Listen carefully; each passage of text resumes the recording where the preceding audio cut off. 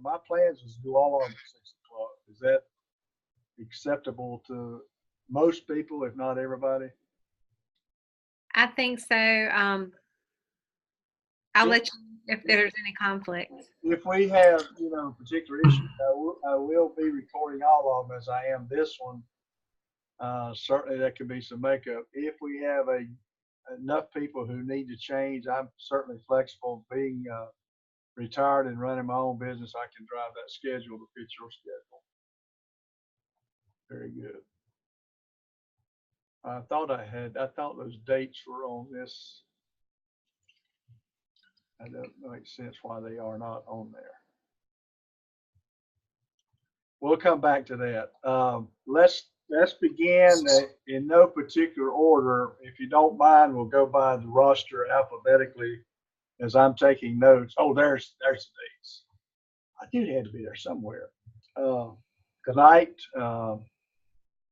And then the 21st, June the 4th, June 11th, June 18th, July the 9th, and July 23rd. And I think I've set up or planned to do at least 5 asynchronous webinars in between on particular topics that may just add to what we talk about when we're in these Zoom meetings. I do have one. There's a lot of end of school events like awards programs and things like that going on that I probably need to attend. If I wasn't there face to face, is that going to count against me, or how does that work? With it being the end of the school year, there's all these banquets and awards programs and all of that stuff. Yeah, it'd be my expectation that if you have to miss a class that you do view the webinar, and that obviously if you missed 2, 3, or 4 classes, then you've missed a lot of opportunity to learn from the class, not necessarily from me. So if it's not abused, that's not an issue. So I know that's part of the value, I guess, of online courses, that you can arrange it that way. If you get a recording, any of you get a recording, and there's something you have questions or need some clarification on, then that you need to reach out to me, and we can work through that part. Can I ask one more question? And I hate to be asking all these questions. That's why we're doing that right now, is to get everything out in the open. A lot of, and I don't know how, I don't want to infringe on everybody else's schedule, but a lot of the things that are occurring, I'm looking at the calendar at the end of the year, start like at 6 or 6:30. So until school gets out, if we could either have them later or like at 5, that might work better for me being able to, because I want to be here face to face. But at the same time, being new to my role, I think people are going to expect me to be at these events as well. I certainly understand that. Then I'm at the discretion of the group. Other comments? Would you prefer 5 o'clock until school's out?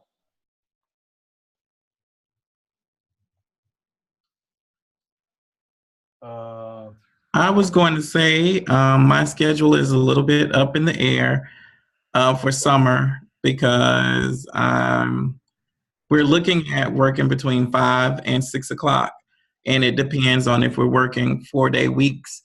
And that information I do not know yet, and probably won't know until the end of the month.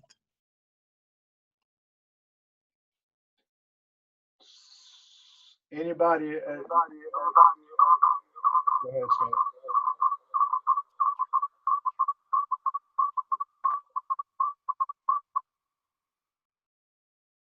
I'll need to unmute your phone. There we go. Okay. Now, Scott. Okay. I was just gonna say I can be flexible with You are muted. Let's say 5 o'clock, and if Tom gets an issue, then we may have to go back and adjust it. So, those 7 meetings or 6 after tonight, let's just make them all 5 o'clock, and then each time we meet, if we got something coming up the next week, the majority of the people will adjust at that time. Thank I think we'll be here for quite a while if we tried to hash all this out one at a time. Okay. Thank you. Yeah. 5 o'clock.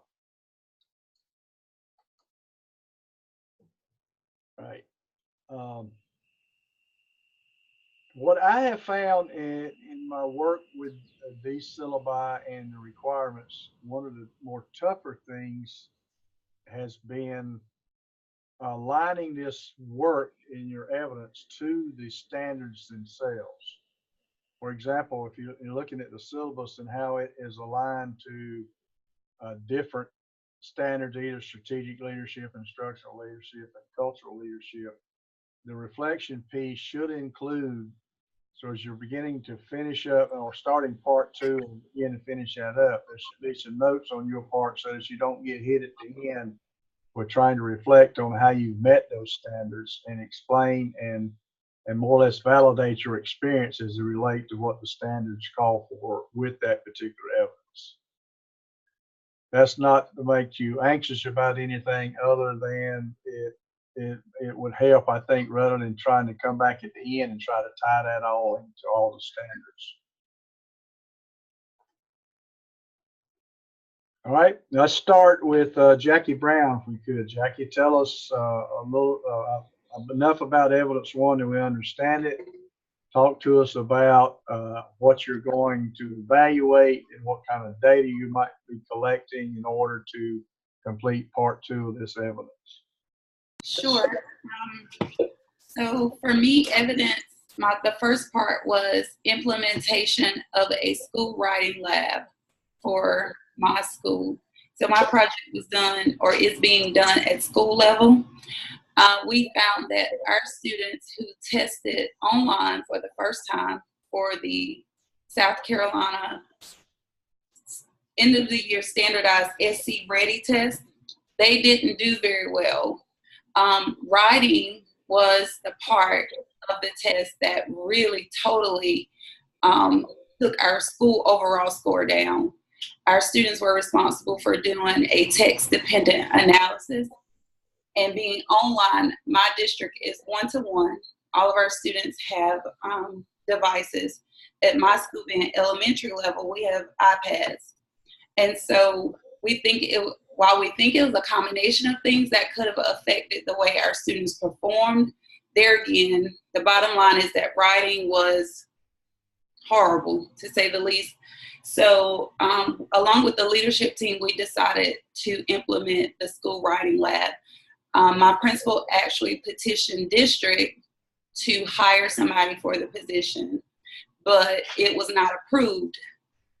So instead of having somebody full-time at the school where all of the students could run through the writing lab on a weekly basis, that didn't happen for us. So we had to get creative with it, and we decided how we could do it at school level where the students meet after school. And from start up until now, the part of the project where I want to draw the data from will be how well the students perform after having gone through the writing lab for this year. But of course, we will take our standardized test next week. And so obviously those scores will not be available until next school year. All right, let me ask you a question. And you use some terms, descriptive terms such as awful, and I understand where you're coming from in terms of those results. And our goal here is to have methods that will measure and evaluate progress. Obviously, Sure. those methods are in place in terms of what you'll get back next year. But through the process of the implementation, there make sure you think about how can I monitor this, either benchmark results or some Matt? way to go back into that, Yes, sir. so that your program decisions don't come at the end and you're to a point that group is either finished or that doesn't apply to them or the lab doesn't apply to them. What can you do along the way? Have you considered this in developing some way to measure what could you measure other than that final writing assessment, whatever that might be, following the lab? I'll use our MAP because all of our students take the MAP, the Measures of Academic Progress. They take it 3 times a year, in the winter, or in the fall, the winter, and then in the spring. And actually that window's open right now as well, so they're currently taking MAP as well. So then you're looking at different times that you could measure that, and I'm grabbing another piece of paper. You're looking at different times that you could measure the MAP scores. What will you actually want to consider if you look at those different times that those MAP scores were collected? How will you analyze, or what? I understand the MAP data is MAP data. Sure. How will you analyze that data in order to make the decision that you need to make about the program? I think we would analyze it based on the number of points that our students increase. The goal is for them to move up. And so I guess that's one of the things that I'll be looking for, is to see how them having access to that writing lab increases their reading score for MAP. Okay, I think that's good. We'll talk more about how you can get that to a more specific or more valid point. Okay. There's a couple things that I want all of you to start thinking about as we're moving forward, either with this evidence or or your capstone, is that what you're examining sometimes is not necessarily the scores and the results, because those are only measures, and measures give you the magnitude of a problem. Problems come at us in the areas of theoretical context. So if writing scores are awful, theoretically, what does that tell you? What do those measures tell you? And that's not a trick question, but I want all of you to, any of you could answer that, because this is going to be a common question to you, to make sure that you're doing something that can be justified or defended, especially when you get to your capstone. And this is very similar to what capstone type of data collection and analysis might be. You have to make sure that what you're reporting is valid and what you're reporting is defendable in terms of it actually made a difference in something. Making a difference in scores is, I'm not saying that's not important. I'm not saying you don't use that, but there's many variables that build into scores. You have to, and there's other ways and other things to think about, look at, or even measure that gives you more validity to whether or not the program has worked. Here's what I'm saying in a nutshell. If you've got, I say the scores go up, but you had a whole group of kids who, for some reason, their parents got together and started taking them to the Selwyn Learning Clinic on Saturday mornings. And they had a writing class in the Selwyn Learning Clinic, and they got more out of the Selwyn Learning Clinic than they got out of the lab. Is that going to happen? Probably not, but it could. So when you collect data to start drawing decisions on your writing lab and its impact, you have to make sure you've got enough data in measuring the things that really make a difference in the theoretical context. So the theoretical context of Jackie's work is writing skills. It's not the scores. The scores only tell her whether or not there's an issue with that particular context. And she's told us that they are. So we understand that. So looking at MAP score differences will be important.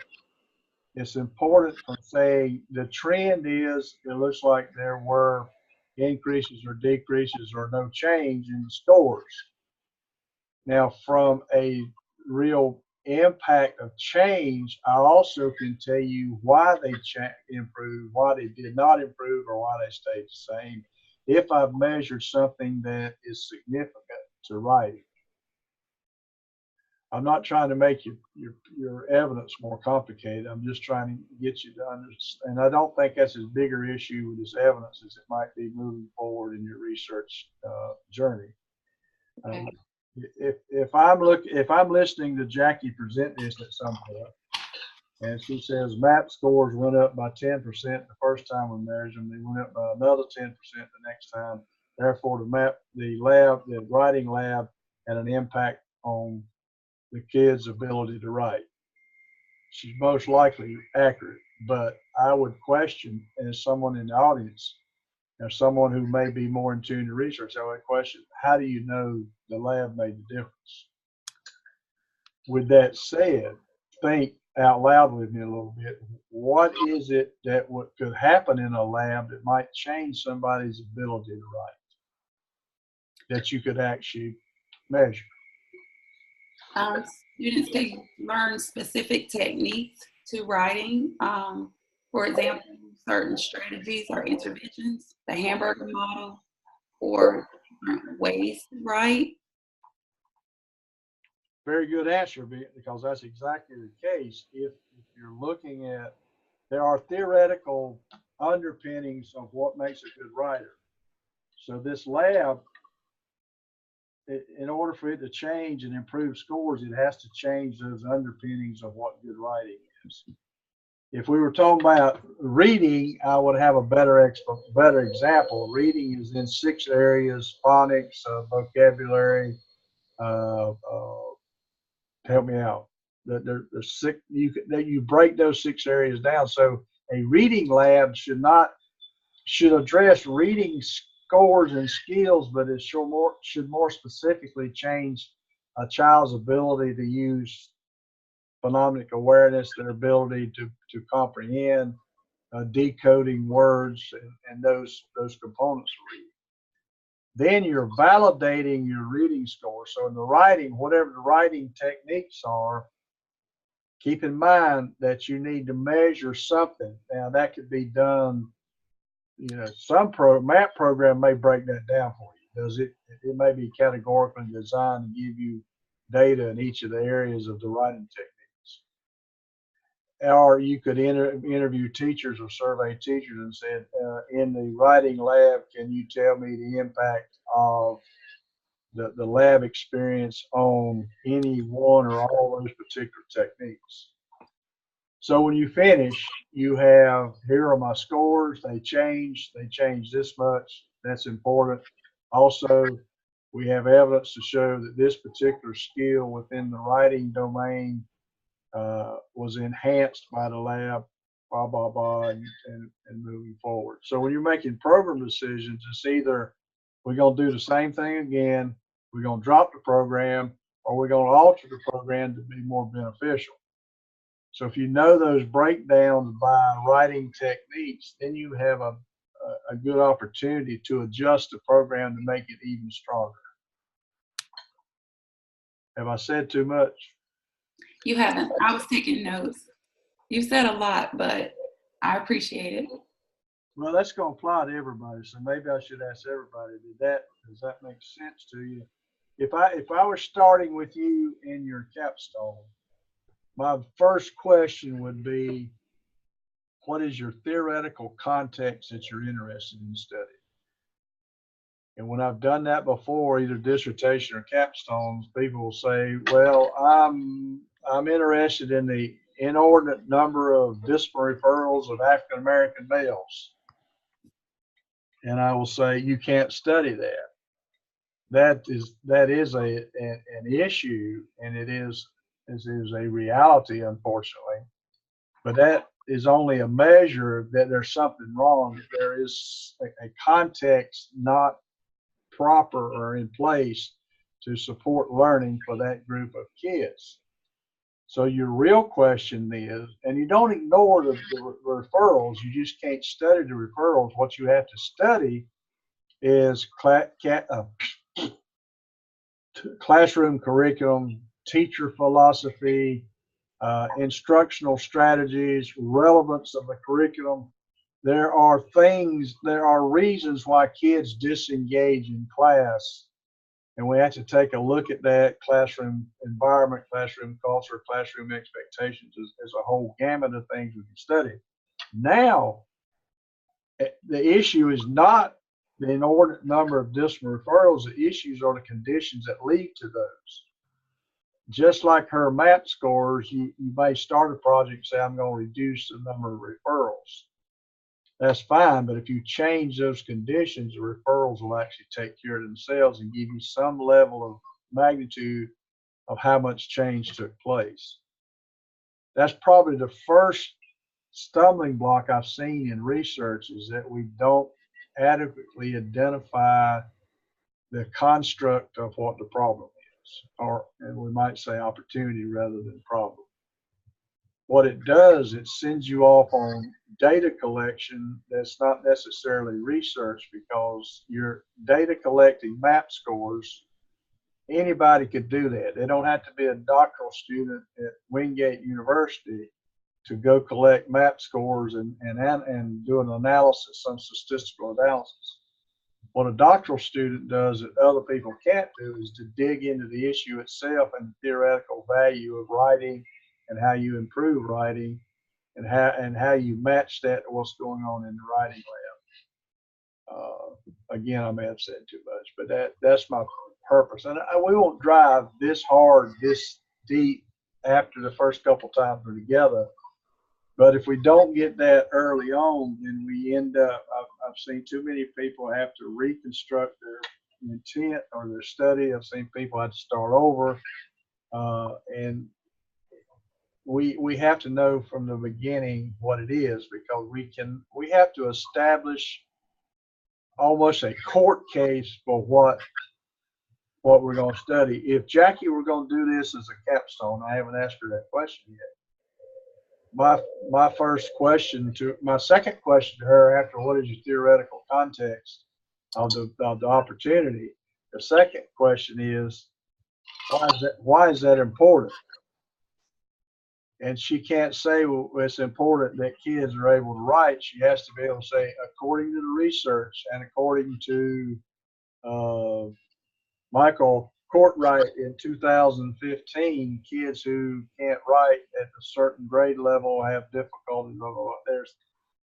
In research, we're making statements based on other people's findings and proof, not our. It can't come from our heart or our gut. It's got to come from our brain, and our brain is an examination of the literature that's out there. We're trying to make sure we align what we want to know with why it's important and what specific questions we want to know in that specific area. So I'm not trying to make it more confusing. I'm just trying to refine your thinking a little bit based on this evidence as it aligns to what you've got ahead of you in the rest of your program. All right, Jackie, will this expand into your capstone, or is this strictly an evidence project? I would like to say that this is strictly an evidence project. I don't think it will expand into my capstone. That's fine. Have you done any capstone thinking context-wise? No. And that's fine. Just some people get ahead with that, some people don't. That's perfectly okay. All right, Michael Courtwright. Michael's the one that had to go and be back, right? How about Kevin Covington?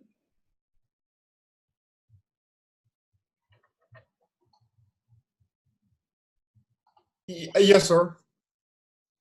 Tell us a little bit about what your evidence sounds like. What does part one look like in terms of what you plan to do? Yes, sir. At my school, we're looking at revamping the reading plan in the district. We have a new superintendent that started this past August, and he's making a whole lot of changes to the apartments. So it's kind of like an ongoing thing from a district level that's being pushed down at the all school level. So it's a lot of changes, but my focus was on the reading plan aspect of it, in the way that my school did it. And the baseline data that we looked at was the baseline data across the district that reading was an area of target growth. And we did some training with that recently. All kindergarten through third grade teachers in the district receive Orton Gillingham training. All of our third grade K through 3 teachers are Orton Gillingham training. Well, and even the new hires that we will have, they will be trained over the summer as well. And we're gonna have some more PD with that at the school level when we get back in August during the PD days. And this started in November, just looking at different things, different trends at the school, looking at map tests as Jackie mentioned, looking at the Linkit test that's similar to MAP, but it's truly is on the third grade level. Well, on the grade level from third grade on up, and looking at the STAR test for reading. And what we notice, a lot of our kids are low in reading. A lot of our kids are one or two grades beyond low grade level in their reading, and there's a lot of factors that attribute to that. A lot of factors that attribute to it. We have a high free or free lunch student population. A lot of our parents, are single parents that that are taking care of the children. So it's a lot of things that we have to do in the community to help with the parents, and we're doing some things with Title I to update our parent resource center to ensure that that the kids have access to literacy things that otherwise they may not have access to if the parents don't have the means or funds to buy certain games or certain programs that they can use at home with their students. So that's similar to what I asked Jackie about. Mm-hmm. What is the theoretical context of what your this is an examination, even though it's not your capstone, it's an examination on a small scale. Yes, what's sir. the theoretical basis of what you're taking a look at? Well, we know, that if our kids, especially at the third grade level, are not able to read, we know they will have a difficulty learning throughout their educational career. So we target third grade on purpose, and we do a lot of different intervention with our struggling readers at the third grade level. We have we had an interventionist. She recently, her last day was last week, but we had an interventionist that worked with our struggling readers, doing different testing, Dominique testing,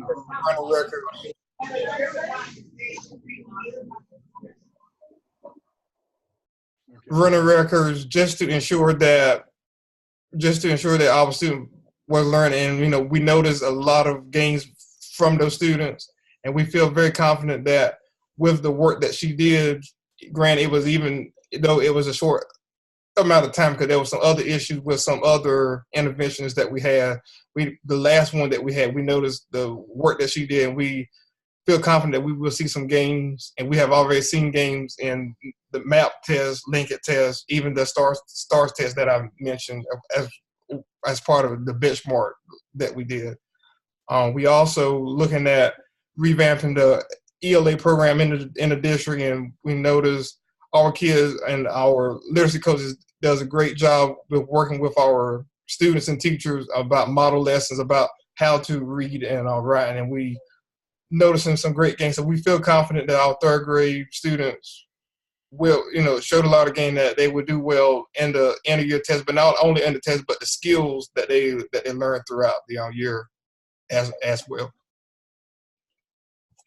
Moving forward, this is for all of you as well. When you start talking about, we know that kids who can't read by third grade struggle, and that is proven. So, but as you move forward in this endeavor to earn a doctorate, start talking in the language of, we know kids struggle who don't read by the third grade always struggle. We know that's true because there is a piece of research called the author's name, the researcher's name, the year they did it, because you're becoming a more sophisticated educator now in terms of a higher academic standard in terms of thinking and articulating what you believe in. Tanya has a lot more chance with her board if she stands up and tells them about things that need to be addressed in that school system. If she's got the research to say this is important, and like the third grade reader, we all know that, but we have to pretend people don't know anything when we're talking about schools so that we can develop integrity and confidence in what we do. So when you defend your capstone at some point as an expanded research piece, you're really defending what others have taught you and how your data aligns or does not align to what other research says. So just a point of emphasis. Part of getting your doctorate is to change how you project yourself, and how you project yourself is certainly found in the quality of your grammar, the quality of your speaking skills, the quality of your writing skills, but also tying action to research-based initiatives. All right.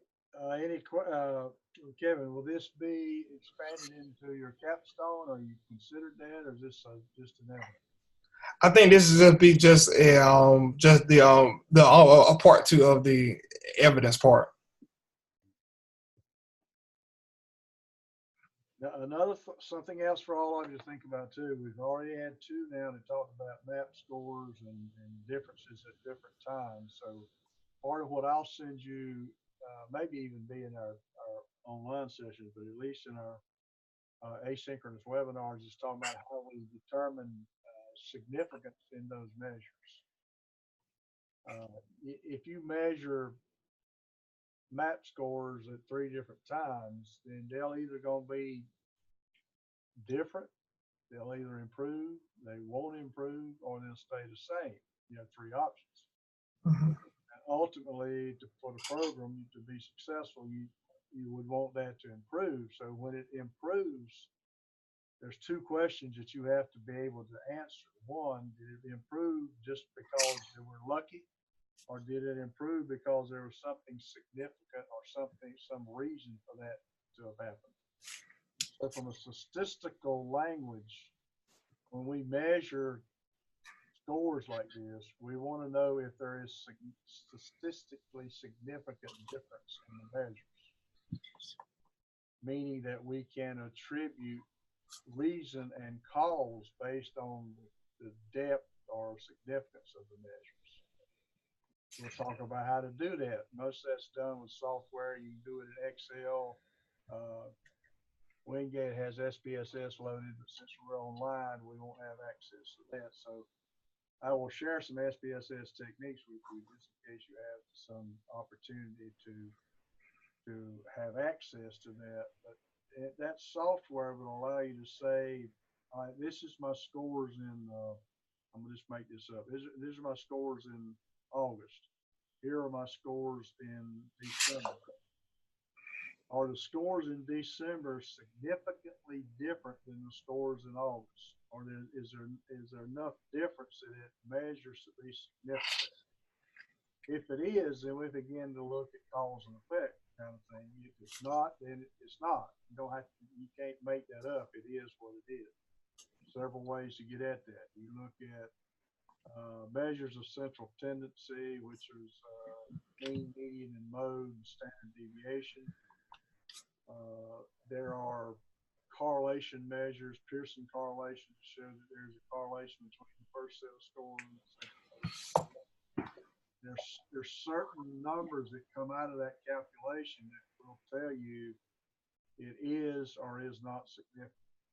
If it's not significant, then you just got to say it didn't have a big enough impact. And it can be a negative impact at the same time. Jackie mentioned, I think she said, looking at my notes now, talking about amount of change. You can do, how much difference is there from August to December in terms of the percentage of scores or percentage of change? So if you had each student score, one went from 70 to an 80, then they went up 10 points of a possible 70. So there's percentages you can get into. There are averages of the whole group. In August, they average this. In December, they average this. There's a little bit of fallacy in that because outliers drive averages one way or the other. So you get somebody to do really well or really bad, then they skew that result. But from a central tendency standpoint, you can use something like that. And then the standard deviation is a measure of how close the group was to the average of the group. You won't, in terms of research evaluation, you want averages to go up and standard deviations to go down. The reason of that is when the averages go up, then the quality of the group has risen because the average got higher. Standard deviation should get smaller, which means if you see my hands, the curve actually starts to get tighter as the standard deviation decreases. That means the students in that measure have gotten more alike. Now, if you get an average that goes down and they get closer together, this means they got worse at the same time.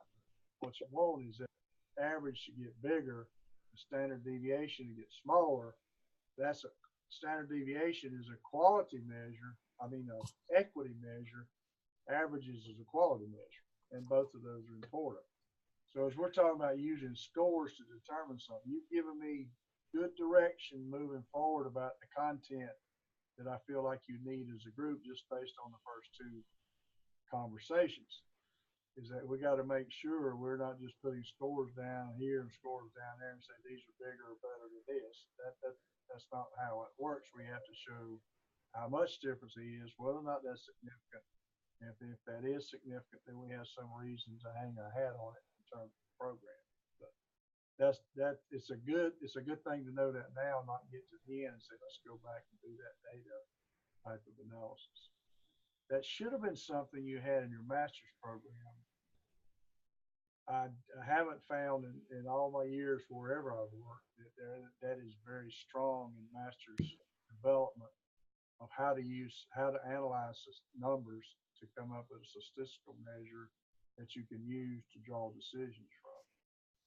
And so we want to build that skill, especially moving to, I keep bringing the capstone up, because if you don't get it finished, obviously you've got a lot of time and energy into something you don't complete. So we want to talk about all of that at the same time. Thank you, Kevin.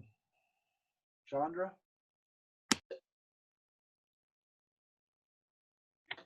Yes, sir. My project is on implementing PBIS at the school level. And so historically, my school has been low performing, and the school improvement team has a plan and a goal in order to increase student achievement, to decrease the out-of-school suspension rate, because that is high as well. And so I looked at collecting the data as we started implementing the strategies in PBIS to help, especially like the tier 2, tier 3 students who struggle with recurrent unwanted behaviors, and to see what we could do and how we were doing as far as implementing those PBIS strategies. And when I analyzed the data using the ANOVA two-factor without replication, so far there's not a significant difference that was noted in the data when I analyzed it. This project is also aligned with the district plan, and to every student will be healthy, safe, and responsible. And so this falls under the responsible part to promote and develop citizenship behavior.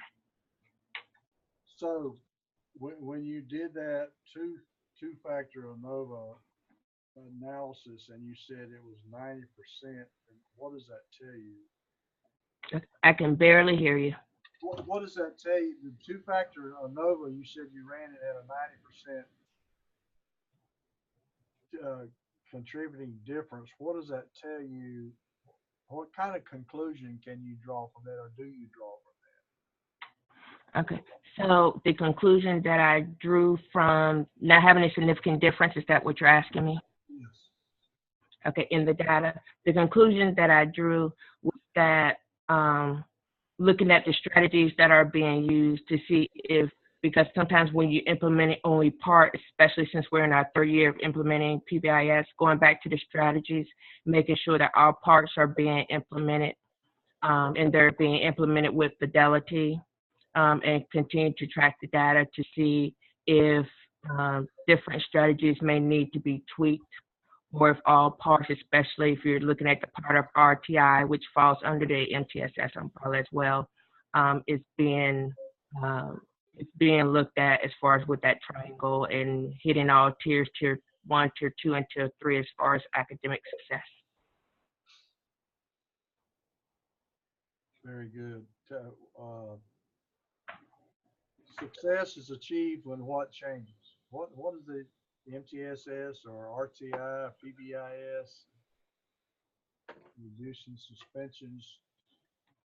And I'm a kid in your school and I'm subject to these programs. What's different about me after I've been exposed to these strategies?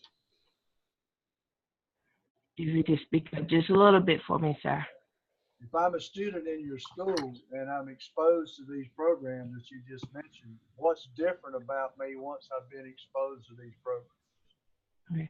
So what should be different is that a student should be able to exhibit these behaviors, know the expectations, and be able to model them for others to exhibit those behaviors, and as they go from level to level and grade to grade to be successful and show that discipline and those expectations throughout their citizenship.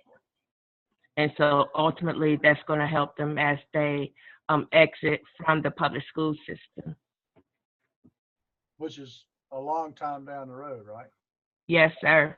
But if you start now with those expectations, Yeah, I that agree. will help them. I'm thinking about your research and what you're examining. That my reason for asking that question is, I think just as in the two other conversations, we need to make sure we got some data that shows how the behaviors change, not just the suspension rates.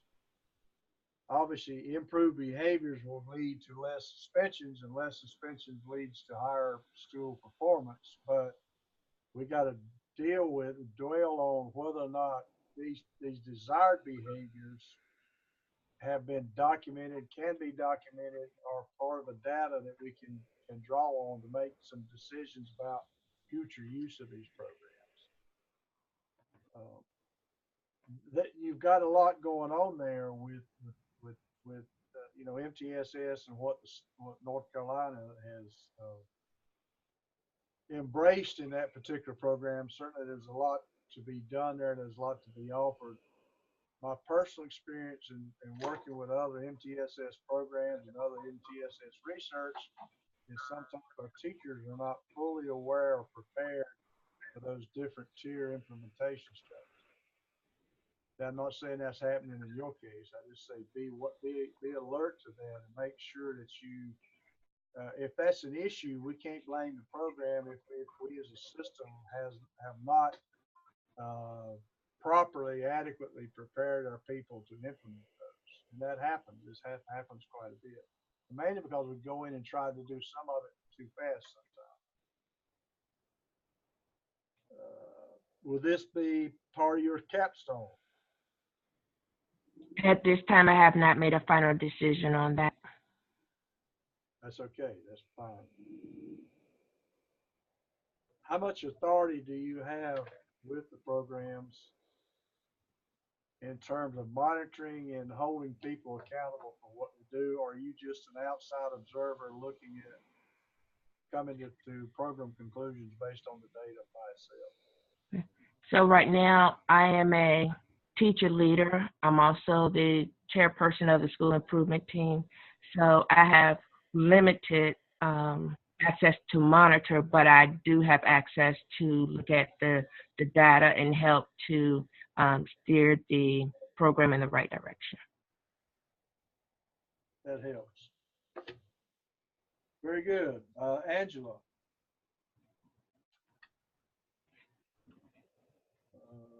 Angela Foster. We lose her. Leah Lane. Let me unmute you.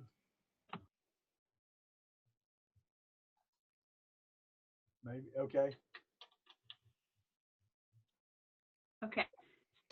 So I chose to do a project on scores and, well, actually Math 1 and how to improve the outcomes for Math 1 students over time. Starting out with EVA, TE21 benchmark data at couple of intervals during the semester. Our district requires benchmarking TE21 for all of our EOCs. And so the question that I'm trying to answer has to do with as students move up from 8th grade, we noticed a significant drop in their projected score and then what their actual outcomes were in 9th grade. And we wanted to take a look at some of those strands of learning and what we can do to increase the outcomes at the end by honing in on the standards that are being either tested or that lend themselves well to being tested later on, or, you know, to kind of spiral back into more sound learning foundation. The district a couple of years ago, 3 years ago, I believe, introduced Learning Focus, and Max Thompson during that time talked a lot about creating power standards for all subjects. And so really kind of drilling down to see what are our power standards for Math 1, even though we know that other districts are already doing that. We want to look at what we can do high school, improve math scores, and then maybe broaden it out 8th and 7th grade as well. So I think that one of the things that I noticed on from your feedback is perhaps I'm not, like answering the right question. And so I find it very good for me to be starting to think about things in different terms. Before I sat down today, I thought that I was doing pretty good, but I think I might need to go back and kind of reevaluate what my question really is and what I'm really trying to answer here, because as I'm sitting here, I'm finding that maybe I'm not quite sure, and so I appreciate that. Especially when you're talking about theoretical context and exactly what is it that I'm trying to say. I know what I want, in the end. I would like to be the star that walks in and has solved the problem of Math 1 scores dropping. But I know that, that if it was that easy, and it probably would have already been done, or I'd be a millionaire because I write the book. Well, short-term score analysis is only a trend analysis. It's not, you need long-term measures or a lot of different measures to be able to do something statistically to say this actually made a difference. It looks like it made a difference. I'm not sure, but if you can determine. The good thing about the test and the setup at the school is, we are on the block, so we have a semester that we can see students and how they perform, and then make some tweaks and run the same analysis the next semester. I think that one of the things that we've already started to talk about is, what are we going to be doing differently in the classroom specifically, and we've had lots of meetings with the math department, and then also taking them to other places to talk about what do small groups in a high school look like, and how does that impact scores along that line. And so I think that there is a possibility that we're going to be able to do a little bit more with this. So I don't want to throw out the whole thing, but I definitely see that there is room for improvement. Yeah, I hear you talking about math skills. I think obviously in term, and we'll talk a little bit about what that is, but you're also talking about now instructional strategies as it relates to math, which are certainly related and related very strongly, but it might be two different things in terms of maybe the strategies lead to the skill development, then certainly there's some differentiation that has to be considered because everyone doesn't have the same deficiency in the same math skills. So it is a big project right now in terms of what you're thinking.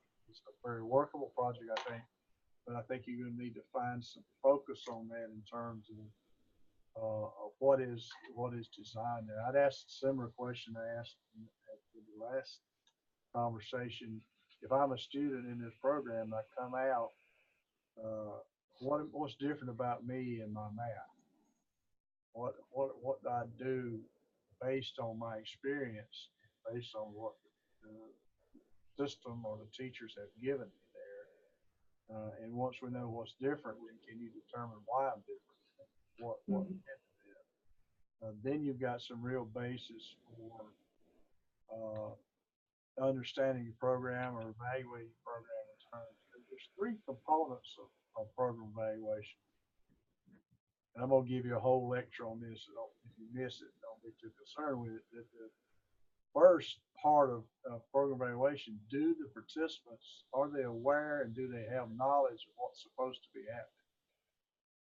A program may be very powerful, but if the people who are doing the program don't understand the program, so part of your evaluation is to determine that. The second part is based on how much knowledge or awareness you have, how's it changed your behaviors? That's where your teaching strategies might come into place. I worked in your system and you've exposed me to the Math One improvement project, and here's some things I'm supposed to be doing in my Math One curriculum. And I can demonstrate to you that I know that, and I know very well what's supposed to happen, what those skills are and how you teach those skills. Now, based on that, how is Doug different? How is Doug Urey different in the classroom? So that's the second component of the program piece. It should change the way you teach. It should change your preparation, your implementation, and then your assessment of what you do. The third piece of program evaluation is once you have the awareness and the knowledge and your behaviors change, what impact does that have on, in this case, it's probably on the whole learning culture. If you fully do a good job with a Math One program, it should have some trickle down to all subjects, all disciplines. Because it's a matter of understanding how to meet kids' needs based on where kids are and where you go. Very worthwhile. We have to make sure, I think you've heard it in the previous conversation, we got to make sure we know what it is you're trying to determine. And that it's probably skill by skill. Is it fractions? Is it decimals? Is it multiplication? Is it division? Is it word problems? Or is it a combination of all of that? Because Math One outcomes, there's a lot of different categories within Math One that I might be very good at one, but not so good at the other. And John may be better at something that I'm not so good at, or there's just so much diversity there in terms of where we are knowledge-wise. I'm just a believer, and I'm old, so a lot of my beliefs come from my heart and gut too. But to change reading and math and writing skills, people have to develop a love for reading, writing, and math, and want to do it. Right. So the program can deal with teaching strategies and specific math skills, but it also must address the relevancy of math and kids' motivation to want to know. If kids want to know, they'll be more likely to learn because it's important to them. It's E.F. Hutton. When E.F. Hutton speaks, everybody stops to listen. You don't like That's right. too young to remember that. The reason is E.F. Hutton adds value to your life. If you convince me through experience that math's important, and I'm gonna pay closer attention to that, I'm gonna do better. And then the skill development will come much better. That's my heartburn with accelerated reader. Accelerated reader is too much of a point system whereby we are building points for recognition versus a love for reading. And I think some kids, That's right. some kids develop that as they move along, but accidentally develop a love for reading. So it worked there. But the judging for reading is to ask a kid, what do you do in your spare time? And if it's watch TV or get on the iPhone and do games versus reading, then we haven't changed the culture. Therefore, it doesn't matter how hard we work to change the reading level until we change that culture of reading. The same thing goes for math. I don't know kids who do math in their spare time, but are they interested in learning more about math because math is valuable? Yeah, if you get that part, I'll help you co-author that book.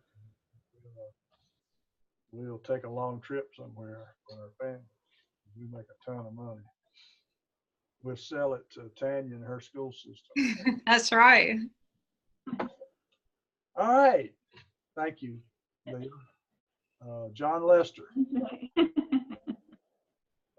Good evening, everyone.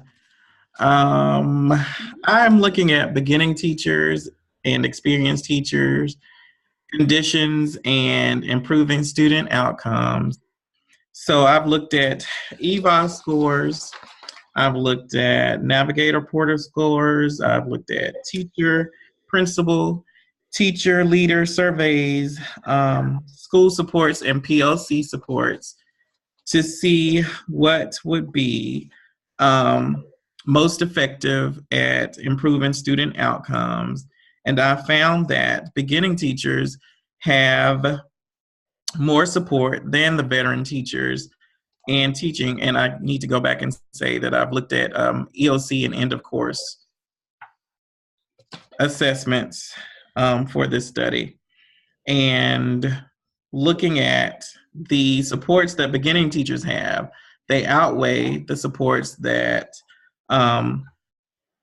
veteran teachers have. And from the information that I've looked at, I found that the scores, proficiency, all run pretty close together.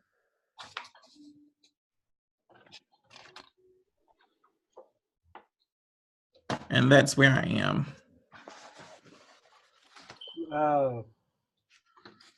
So the scores, but you're comparing beginning teacher scores and experienced teacher scores, and in your words, they run pretty close together.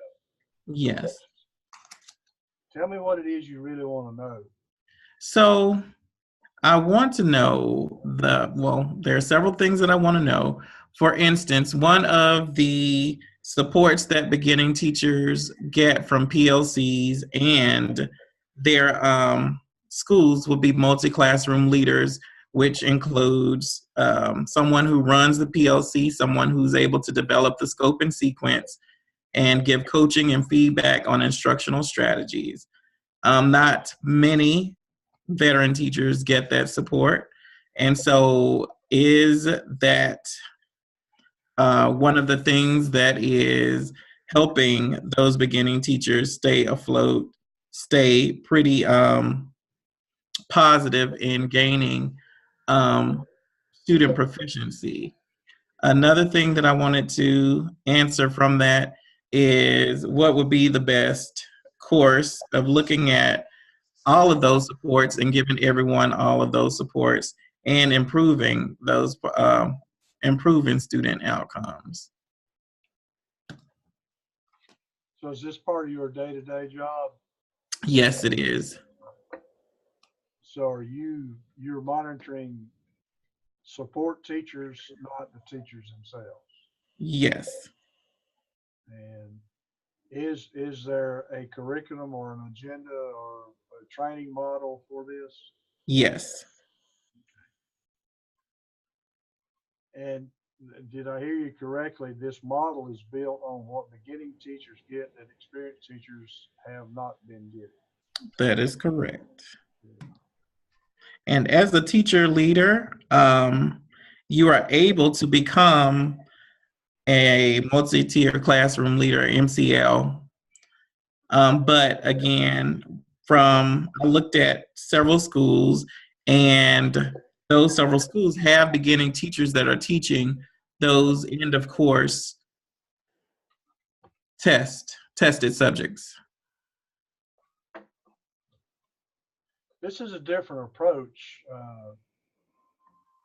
to say, normally we say our beginning teachers need the help in getting to outcomes versus experienced teachers should know how to do that. And you're addressing it in a different way, which this would be interesting to read and see what the data actually indicate on that. Any way you could share some of that MTCL criteria, I'd be interested. I can. It would help me understand our conversation moving forward. What is it you're actually going to give them that they're not getting somewhere else? Yes, I can share that information. Would you like me to tell you a little bit about that now? Yeah, that'd be okay. So, so there are different. Let's go back to the history of it. In the school district, there were two, I guess, buckets and grants written to kind of boost student achievement and kind of move those teachers who were ready for leadership roles, who enjoy teaching, to give them a way to teach and be able to do administrative things. And so you have the lower end, which would be those teachers who are MCLs make about $3,000 to $6,000 more. And on the higher end, you have those MCL teachers, I think it's an MCL2, who could make upwards of $20,000 above their teacher-based pay. And the responsibilities are you teach one class and you're coaching those teachers, and all of those scores for the teachers that you coach that teach that subject are tied to you. And if you are unable to have satisfactory progress, then you lose the extra money. There are some teachers who do not have any classes. They just do pullouts, or the rest of the time is spent coaching and giving feedback to the teachers that they support. And there are frequent professional developments that you must attend, and you have other duties, and you have to reapply every year. I think it's every 2 years. Fascinating. I'm anxious to learn more about that. In my consulting business, we're doing some teacher leadership training in different school sites. We've got 3 different cohorts right now in 3 different counties, but our approach has been what DPI calls not teacher leader, but leader of teachers, which is a different concept. A teacher leader would be the one you described who teaches and also coaches, and it is available, where a leader of teachers is available all the time. So there's distinction. And I know I've been around Charlotte Meck schools for almost 50 years. And going back to my master's program at UNCC, and a lot of people, y'all operate on a different set of. Yes. And they, MCLs, they used to be called Success by Design and Opportunity Culture. And this year we've combined them both.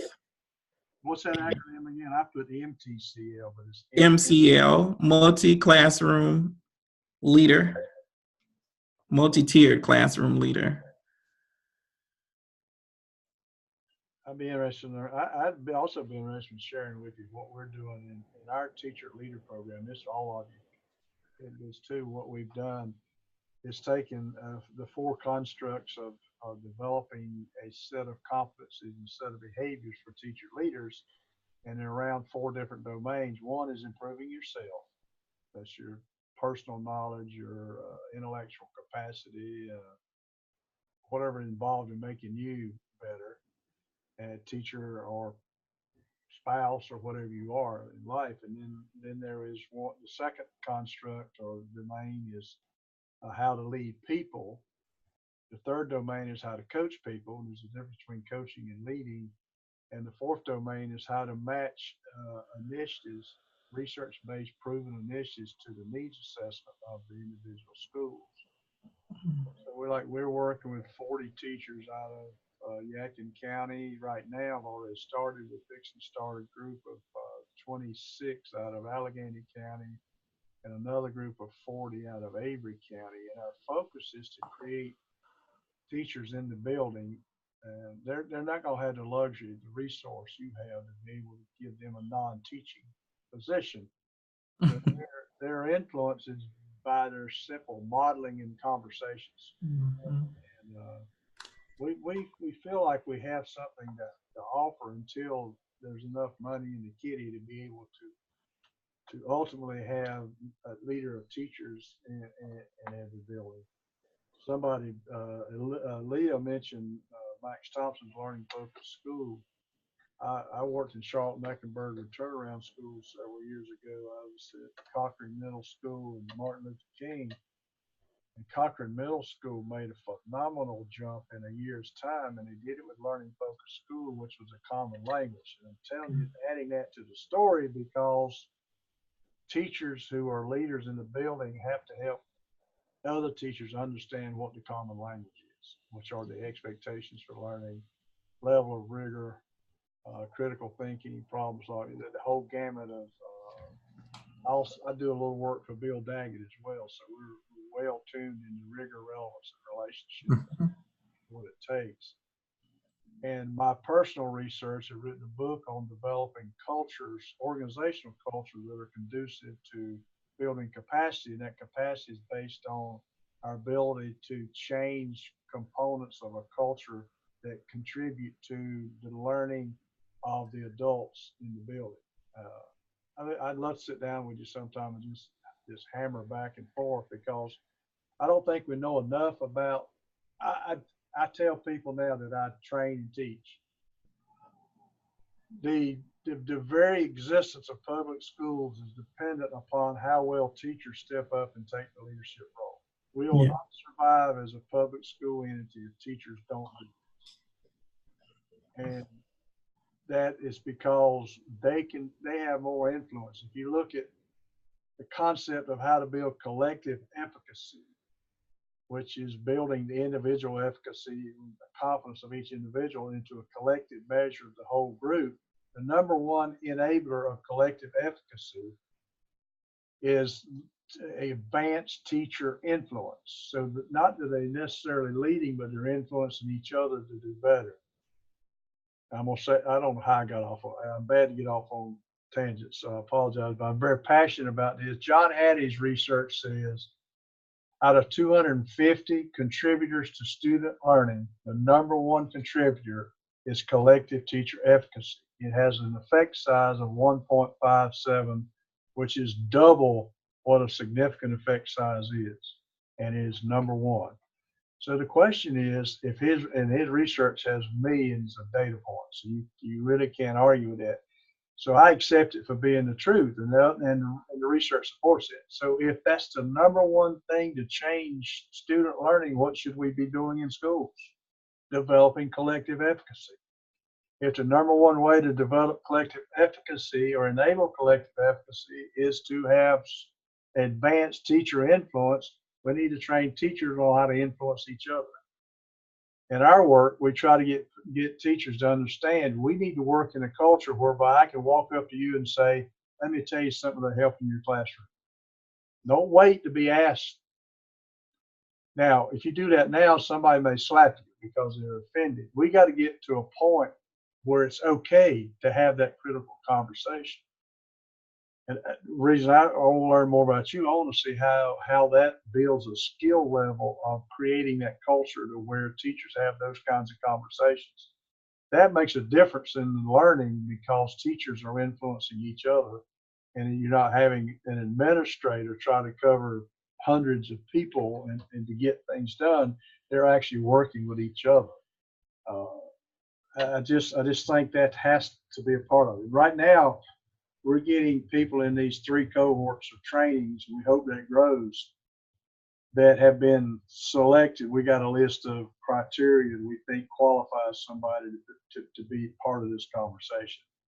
And right now, the people who are showing up are getting very enthusiastic about that. And they don't understand, and I don't know that I do either, what I do with all this knowledge, or what I do with, maybe it's not what I do with what you're telling me. What do we do with what we reflect on? And I think we're headed in the right direction with it. I just hope we're not too late with it. So the more I can learn from you, the more I can help a lot of teachers in a lot of different areas.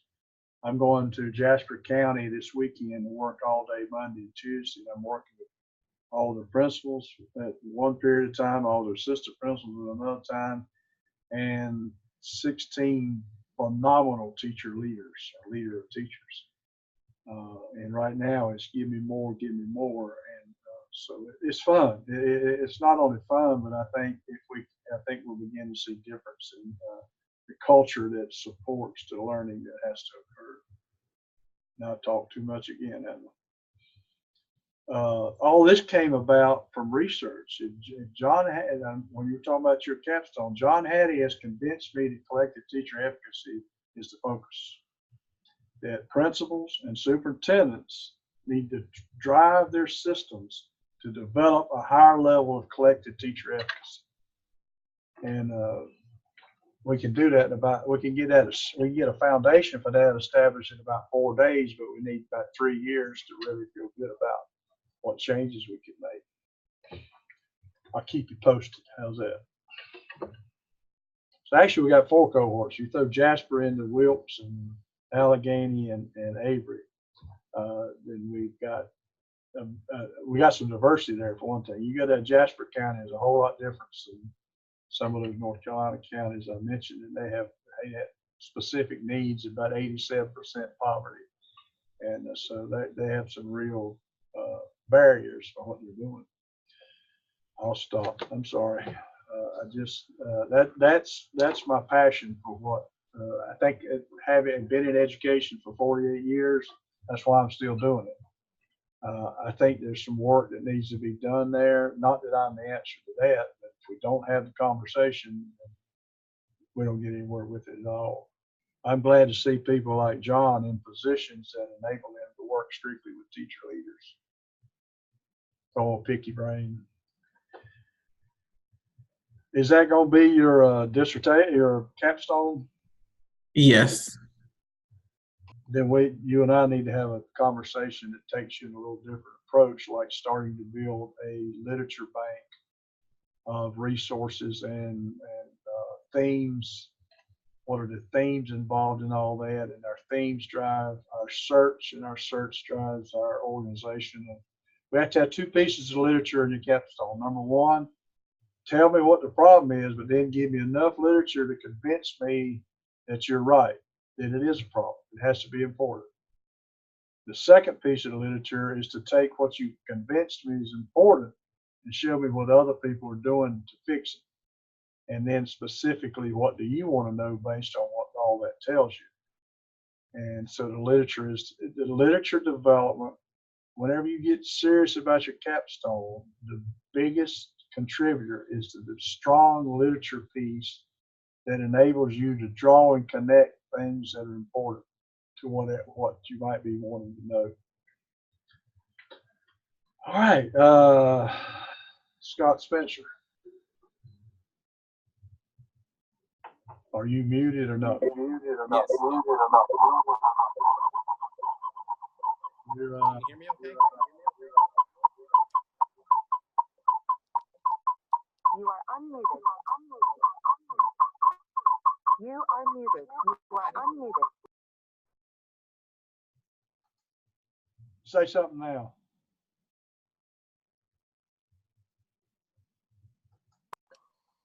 Can you hear me okay? Can you hear me okay?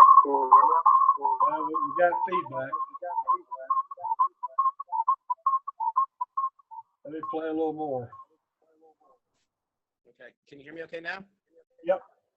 Let's try that. Okay. I've turned the phone volume down, so Yeah, you're echoing.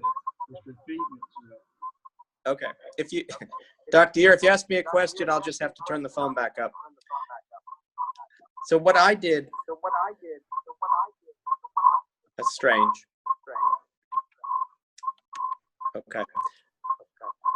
What I did, we have a dual language program here. And I looked at, our school started it 6 years ago. So I looked at achievement scores for students in the DLI dual language immersion program versus students not in the program. And specifically, I settled on with third graders, this is Spanish immersion, their middle of year M-class scores for students in the program and students not in the program. I looked at their BOG, beginning of grade scores, in third grade as well. I moved on to the North Carolina check-ins for 4th and 5th grade reading and math, and last year's end of grade reading, math, and science scores for 4th and 5th grade.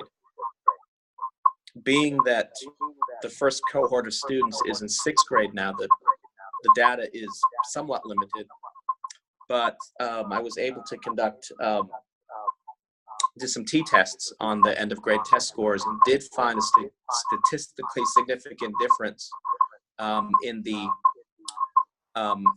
EOG scores for 4th and 5th reading. The only one I did not find a difference was in the 5th grade math.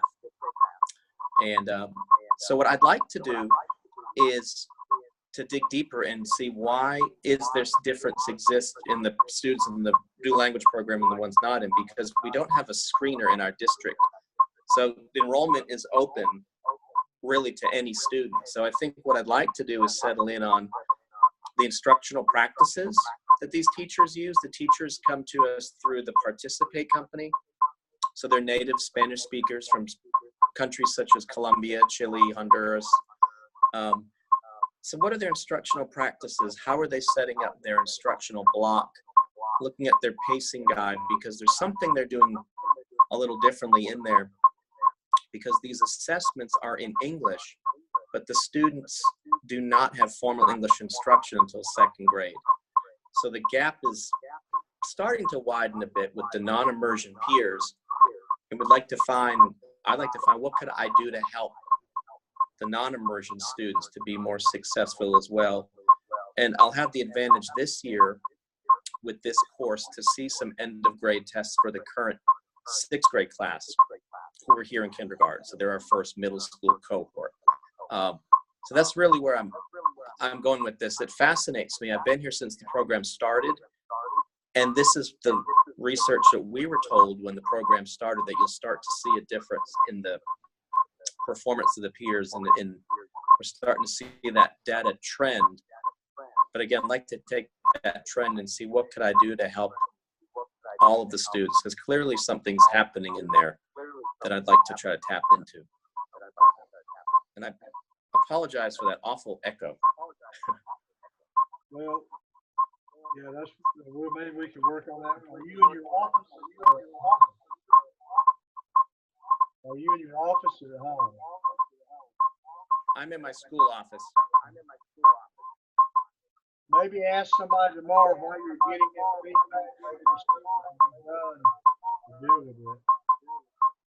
So when you say there's something happening, we want to know more about it, and that lends us toward a study that is exploratory in nature, which is fine.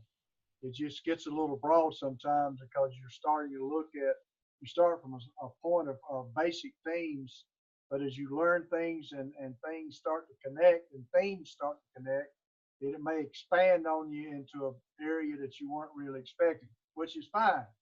You just have to go in that exploratory mode that I'm going to take whatever I get and try to learn about it and learn from it, and not be, we get frustrated because we don't come back with a specific answer or an answer in a very timely manner sometimes, but it's very, very valuable types of research.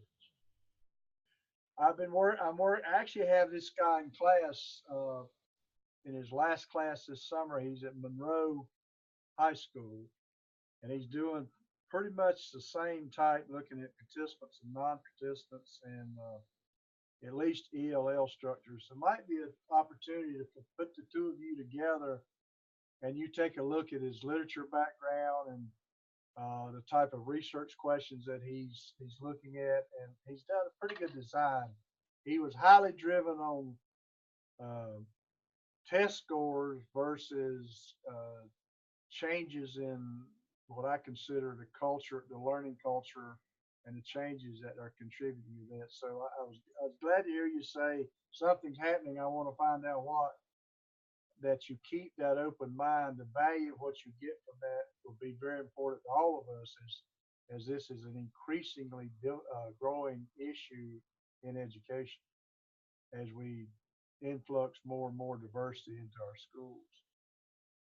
So I'll see him in a couple of weeks on Saturday, and I'll see if he's okay with you making contact with him and take a look at what he's done.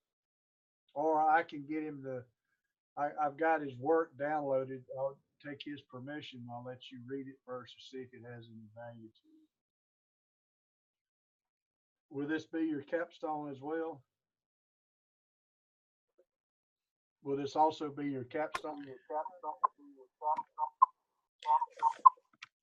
Originally, I was thinking it might be, but I'm in the middle of an exciting adventure with the school district where we have a merger of two schools, the school I'm at, and there's a school right next door, both K-5 schools. And next year we're going to split to have a K-2 and a 3-5 school.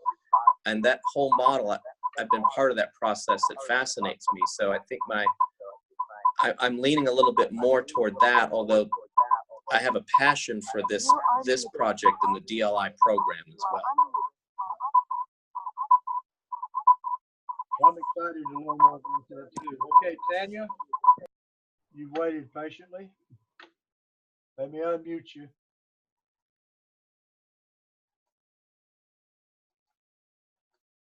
Okay. Can you hear me? I think we're still getting Scott. Okay. I did my 2 clinicals last year. The one that was part 1 that is related to this class was dealing with the ACT. And then the other clinical, which was part 2 of the curriculum class, also dealt a lot with data.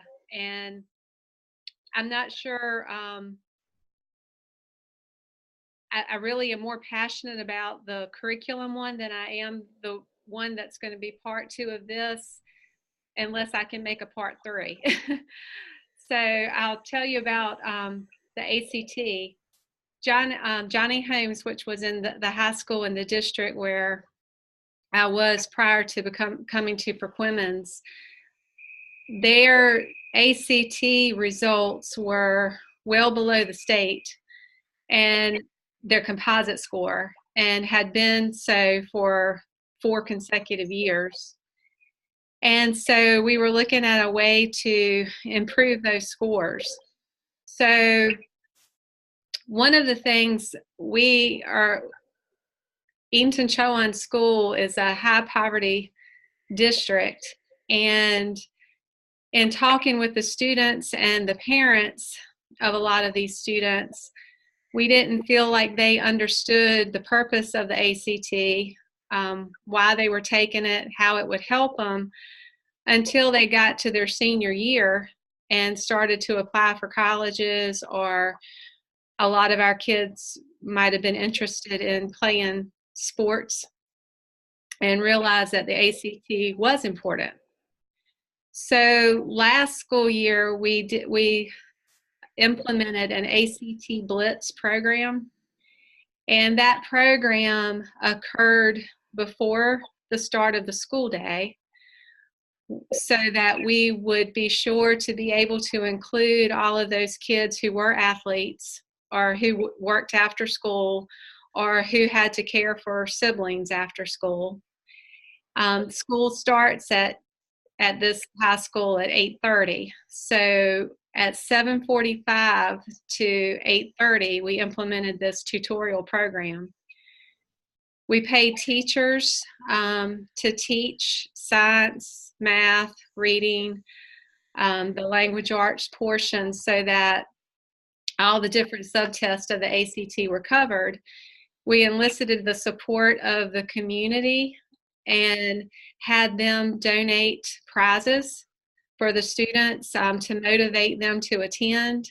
Everything from gift certificates from fast food restaurants like Burger King and McDonald's and Wendy's and Pizza Hut, to gas cards, to iTunes cards, all kinds of prizes, over $2,000 worth of prizes from our community. We had parent meetings to share with the parents what we were doing, why we were doing it, and why it was important for their children to come.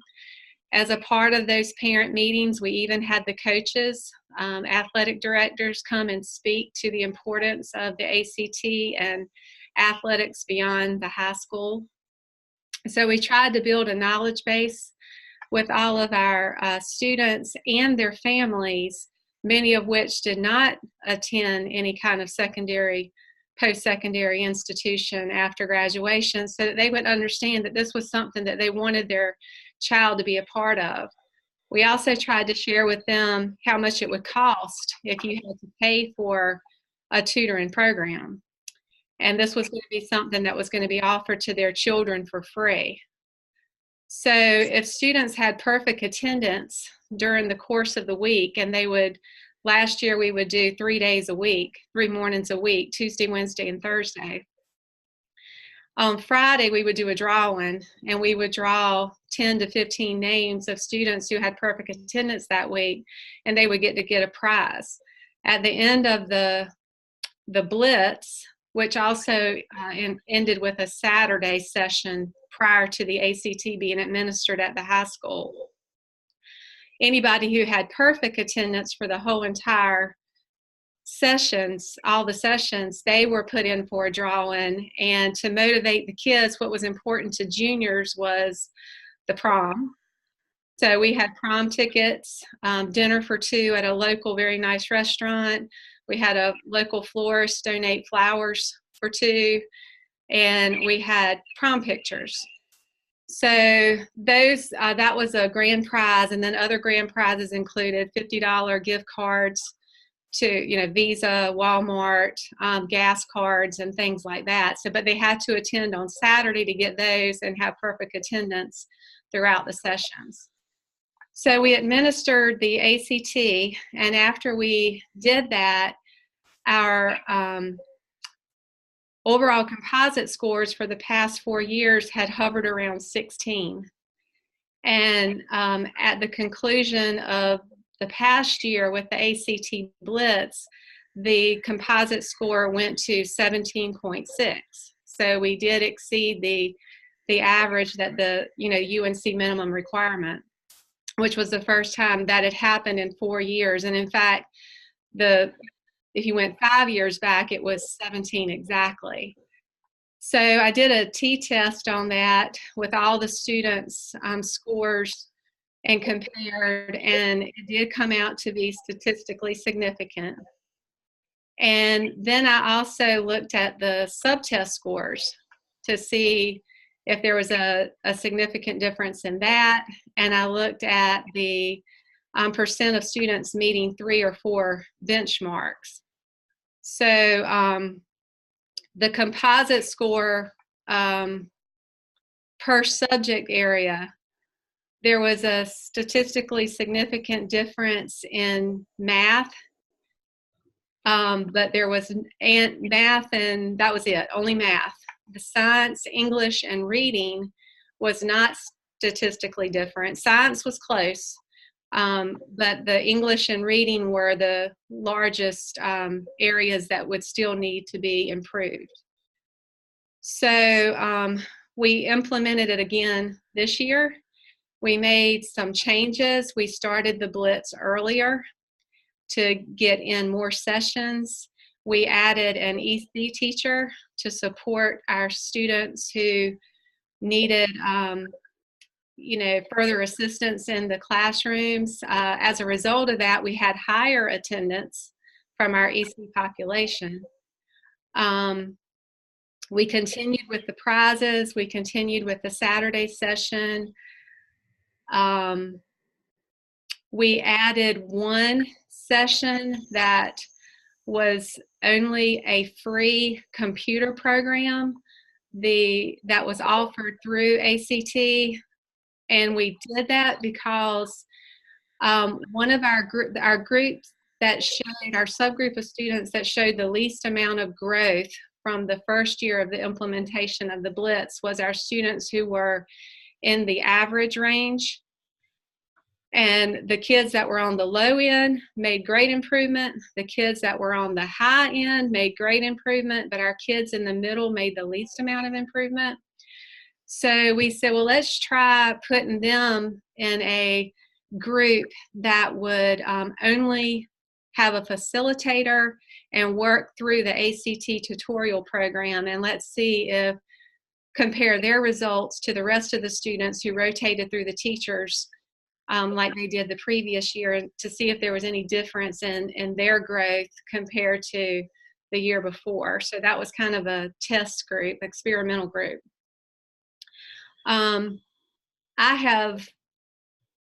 We had good attendance from that group. And another reason we did that group too is we had been paying for this program through Gear Up. And we know that that money is ending. So we wanted to see, well, what if we could have a different method of serving these students besides the face-to-face tutorial, and we just wanted to see what the impact would be with that.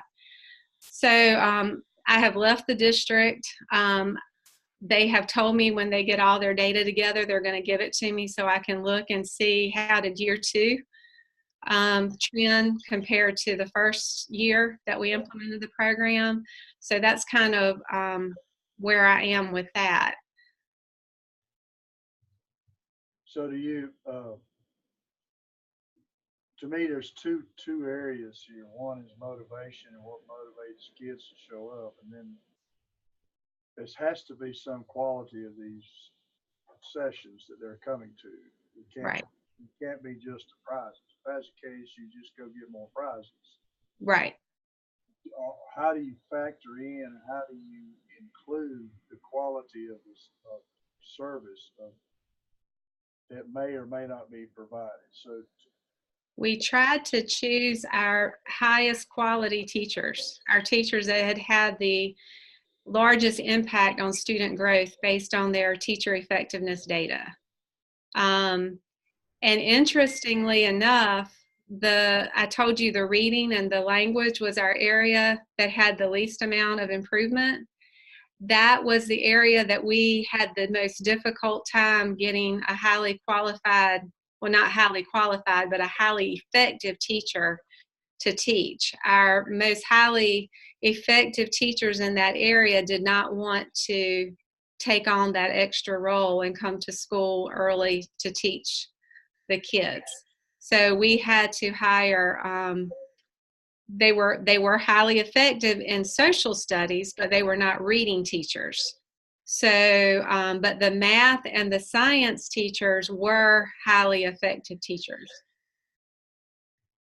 So will you do this in your new system? I would like to, well, yes, I would like to do it. Whether I want to use it for my capstone, I'm not sure, because there's another project that I did that was very, very heavily weighted with data in my previous district that I would also like to do in this district, and I don't know which way I want to go. I'm just throwing out questions that I'd like to know more about. That doesn't mean you have to do that, but is there some way to determine if attending this Blitz gives them better performance in the classroom, not just on the ACT? Well, that's a good question. I did do a comparison of the students who had good attendance in the ACT and compared their performance to students who did not. And there was a difference. You could tell that attending the ACT did make a difference with the students who regularly attended. If that's true, then you're giving more validity to the ACT than I ever have. That doesn't mean that I was right. It's supposed to be an indicator of what you're capable of doing later on.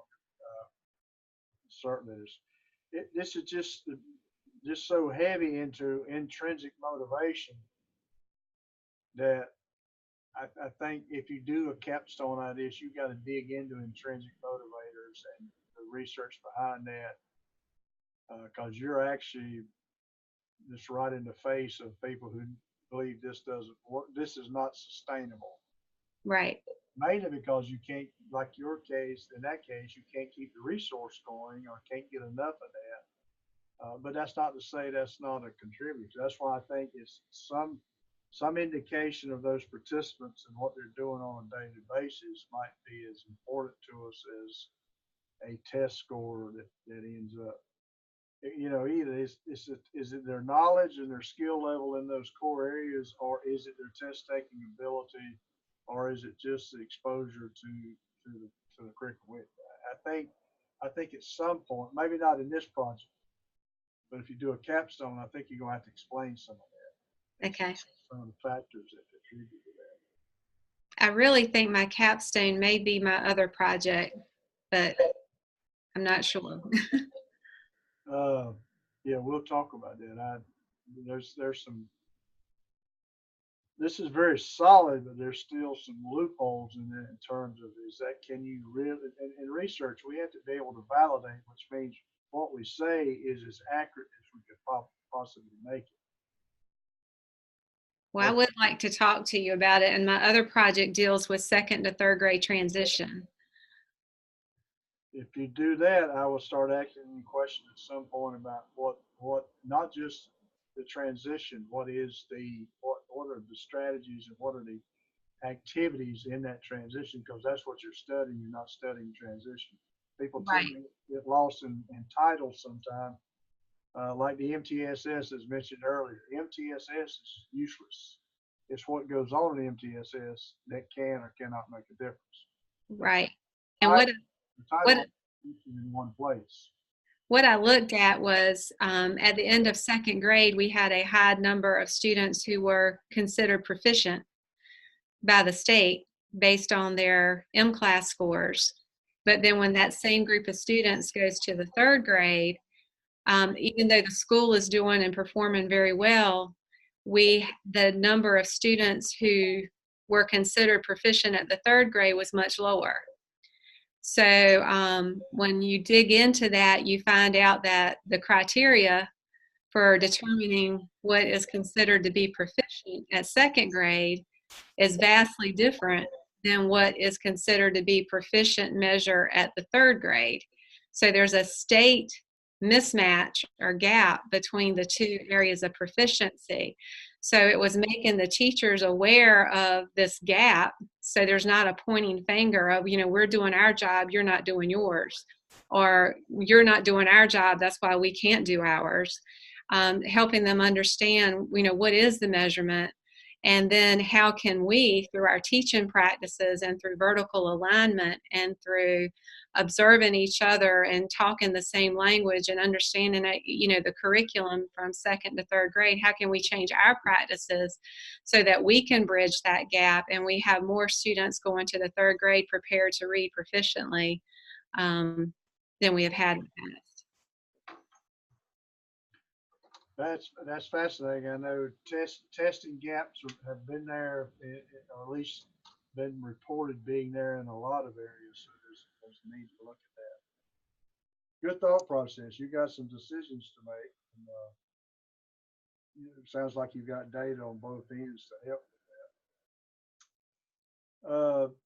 Vershawn, do you go by Vershawn or just Sean? Let me unmute you. Look at all my files. Can you hear me, sir? Yes, sir.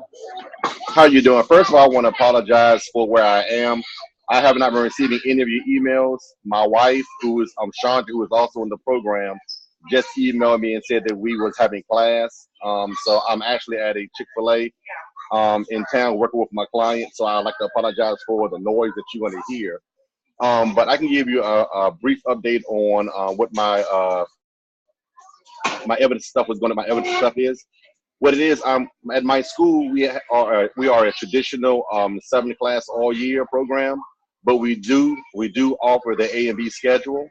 Well, we've noticed at our school that we have a high level of failures for students who have attempted to take English twice, but have not been able to pass English. Therefore, they have dropped out of their cohort. But what we're trying to implement is a program that will introduce those students to everyday English for 90 minutes for a whole semester. And then if they pass that class, which would give them a seating time as well as everyday English with one teacher, then they will be able to be promoted to another English class, which is a higher level English, in order to get back to their to their same cohort. With this program, it will reduce our dropout rate because most of our students that we have tend to drop out of school once they have flunked English twice. In order to be promoted in our district, you have to pass your English class. So that means we will have 17-year-olds still classified as freshmen.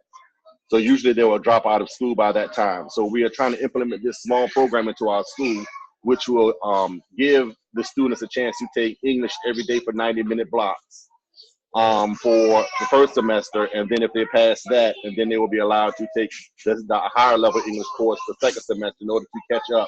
So they will get 2 credits of English in 1 year. This program here is just going to be implemented at our school. It also supposed to help with discipline, because most of our students that we have issues with discipline are the ones who are struggling with English and are outside of their cohort. So since we implemented this program since the beginning of the school year, we have noticed that our discipline referrals has dropped tremendously, as well as we have had success during the first semester, where out of 29 students we identified for this program, 27 has passed and was promoted to the next English level, which will be English 10. The 2 students who did not pass the English 9 class actually was sent back to an English 9 all year. So they still will be able to recover that English 9 credit the second semester. How we identify these students, where the students have had to have flunked English 9 or English 9 twice, and also are struggling with behavior inside the school.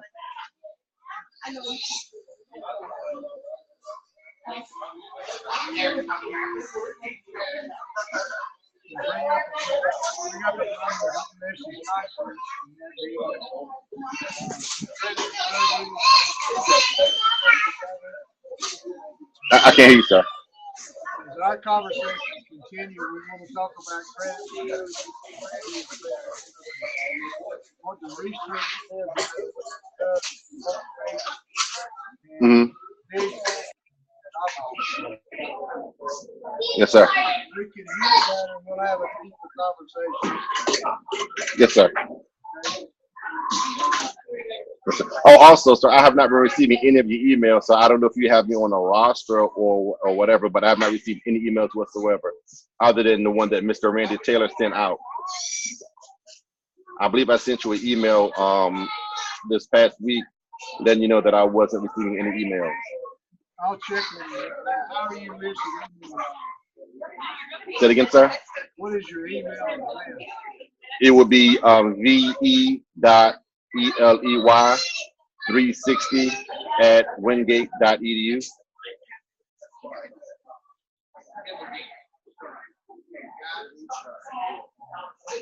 Let me check on that. I'm looking at the, Yes, sir.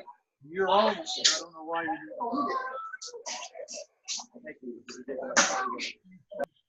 Hey. I had intended to take a break before now, but I think we've done quite a bit of talking, and maybe to that point, I will have you, before our next session, I have at least one webinar to you. I may want to recap some thoughts or concepts that have come out of our conversations, just to reinforce some of that. And we certainly, I think we need to start looking at further evaluation process and literature. And I'll probably have at least one webinar on that, but so just stay tuned to webinars. I'll give you some indication of how we adjust this syllabus and what to expect in our next face-to-face session. We did say 5 o'clock on the next date or the next dates. And until then, if you need me, email or call, anything you need. I'll be on the Wingate campus. I'll give you those dates and I will be there. So if you're Waxhaw and in that immediate area, you need some one-on-one time, we might could squeeze that in somewhere as well. Questions? Everybody okay with tonight in terms of what we're kicking off and getting started? Yes, sir. Well, thank you. I've learned a lot. I got several pages of notes here, and I'm going to take a look at that. I offered to share something with Scott about the dual language. I've worked on over 500 dissertations. So as I think about what you're doing, if there's something I think you'd benefit from reading, I'll certainly forward that on to you, because that is one of your beginning stages of capstone, is start to look at other samples or other examples of literature that are similar to what you want to know. Okay? Thank you. Thank you. You have a good rest of the week, and we look forward to seeing more of you for the next few weeks. Thank you. Thank you. Good night. Yeah. Thank you. Good night. Tomorrow. Thank you.